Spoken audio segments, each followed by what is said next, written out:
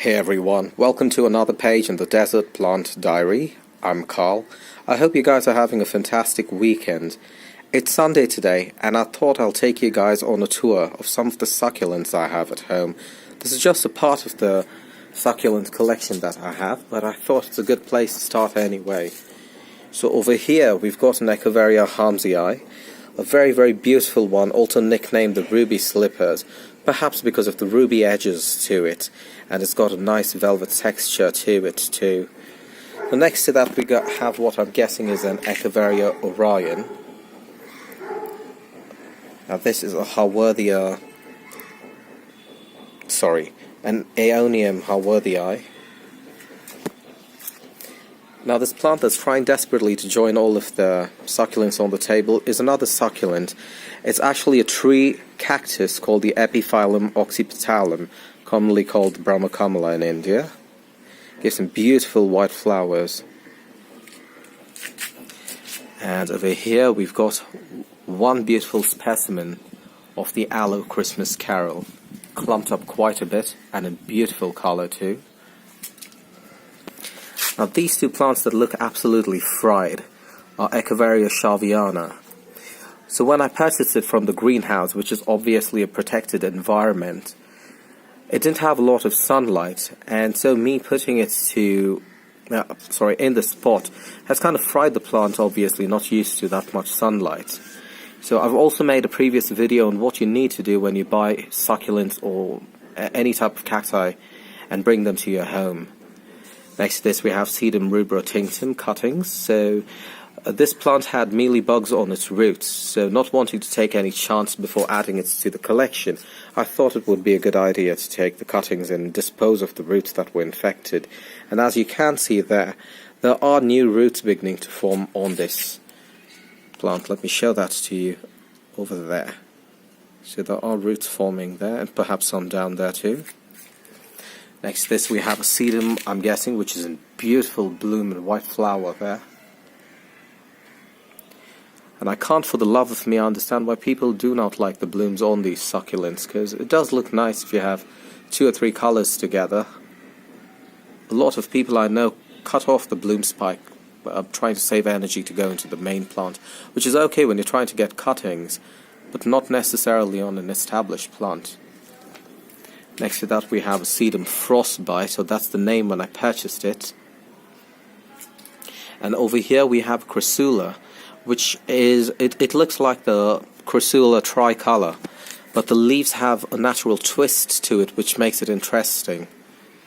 Another new addition to my collection. This is an Echeveria agavoides, which was called the Heliosa, something like that.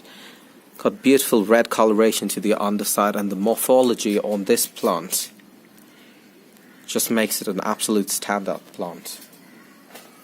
A Sedum golden glow, an Echeveria subsessilis, and a pretty large specimen too, an Aeonium there. Sedum nusbaumianum, a very popular sedum, perhaps one of the first plants or succulents that I remember growing up with as a child. Next to that another Aeonium, which could be an Arborum autopurpurum, commonly called a Zwotzka.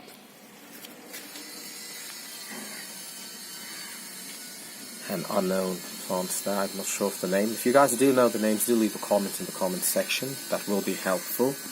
And this is a Cotyledon ladysmithiensis, also commonly called the bear's paw. When I first bought this guy, the coloration on the, I'm going to use the word claws, wasn't very defined, but on exposure to sunlight you can see it's pretty pronounced. And the claws almost stick out. The clavifolia there, and that's got some bud over there. I touched that earlier to check the bud out and wiped out some of the powdery substance on it. And the plant needs the substrate. You should not wash that. Sorry, not the substrate. Whatever's on its skin over there, on the outer surface, because that protects it from sunlight. An agave quichua corn. I'm waiting for this Rhipsalis to bloom, so I'll know what type of Rhipsalis it is. Now, a lot of the cacti tend to be named only after you see the bloom, because they look very similar in morphology, but the blooms will tell you whether it's one or the other. So perhaps this is a rosea. Once it blooms, I will have some clarity on that. A Kalanchoe tomentosa, which I thought was a negro or a nigrokins. It was pretty dark when I first purchased it, but as it grew, the color has lightened up quite a bit. A Letizia, when exposed to sunlight, gets beautiful red tips. Another plant here. A Little Village. I also had another plant over here, Crassula, but it didn't do all that well in the in the heat of where we live. So the weather over here is very similar to that of California. So obviously this plant is fried, because I got it from the northeast part of the country, which is pretty a cold place. Rhabdopetalum glassii, and that's forming bloom spikes there too. A very, very beautiful plant. If you can get your hands on this, you've got to get one of these specimens. An Agavoides. Echeveria cubic frost. A Pearl von Nürnberg, and a pretty large specimen again. My hand for comparison. Cotyledon pendens, a very unique plant. Even if you are a person who has a lot of succulents, this is something you want to add to your collection. Quite a beauty. Another type of Kalanchoe, called Kalanchoe tomentosa, and that's hairy. That's the cultivar name, and it is quite hairy too. Love the texture on that. A little baby chroma that made its home over there, perhaps fell off one of the mama plants, and it's quite established, and that's the reason why I did not want to take it out of that pot. And Aeonium kiwii, which I sought out for quite a while. It's taken about 8 months for that to grow to be that size. Next to that we have a Euphorbia leucodendron, a crested one, and you can see some kind of reversion there. And the same is happening with the Fredives, Reptivaria Fredives, the Douglas Huth. So there is some crestation still there, but you can see a lot of them are beginning to get revised.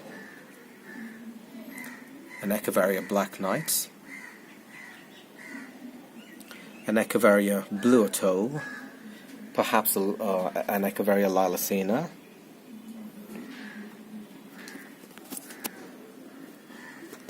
and Opalina, an unknown one here. You can see the tip of my finger for comparison. This is very tiny leaved, very, very dainty and beautiful.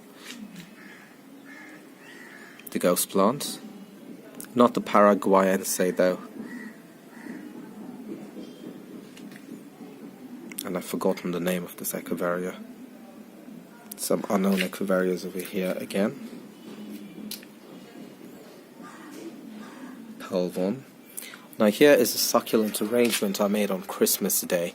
Now these plants that you see over here aren't cuttings, so anytime some leaves fall off the plants, I take them. I always have a tray nearby, so I take them and put the leaves in this tray you see over here, and as they grow bigger, I put them in propagation trays and use them in succulent arrangements later. And most of these are leaf grown or something that perhaps fell off a parent plant or a bigger plant. Now over here we have an Echeveria Big Red.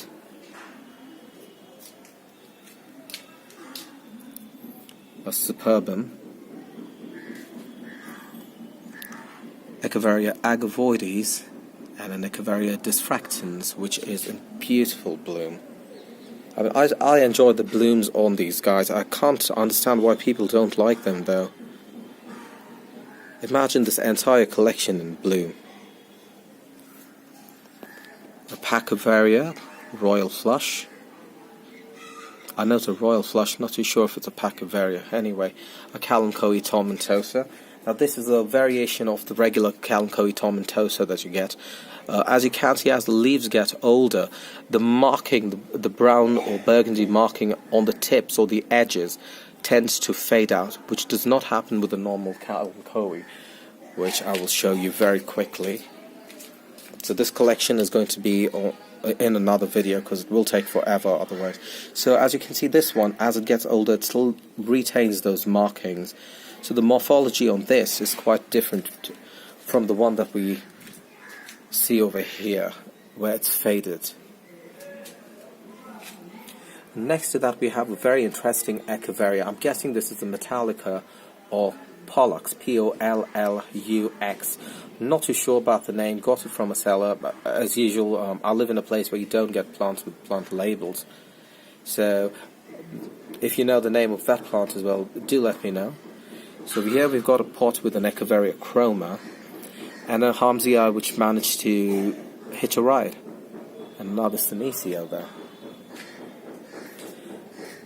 Now we have an Echeveria Black Knight, a pretty large specimen again, and that's got a bloom spike forming there. Sedaveria Rowley. One of my favorites, Pagoda Exotica, also called Powder Puff. I mean, sometimes you find plants named differently and people also justifying that there are two different plants with that name. So that happens to break off this as it got really large and toppled over. And I brought them, when I first bought it was about this tiny, about a year and a half ago. A Calico Kitten. A Crassula Tricolor, or Crassula Variegata.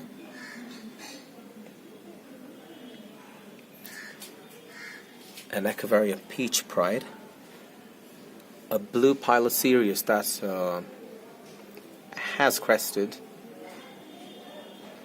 A Neon Breaker, something I've sought after for about 2 years and managed to get him about 8 months ago. An Echeveria Peach Pride. Now this is the Walking Kalanchoe. The botanical name is Kalanchoe sensipala, and the reason why this is called a Walking Kalanchoe, as you can see, it has these long limb-like thingies at the end of which you have its baby. So that's how it offsets. So you can see it's quite a distance away from the mama plant, trying its best to propagate itself. Very interesting. And you've got another baby over here.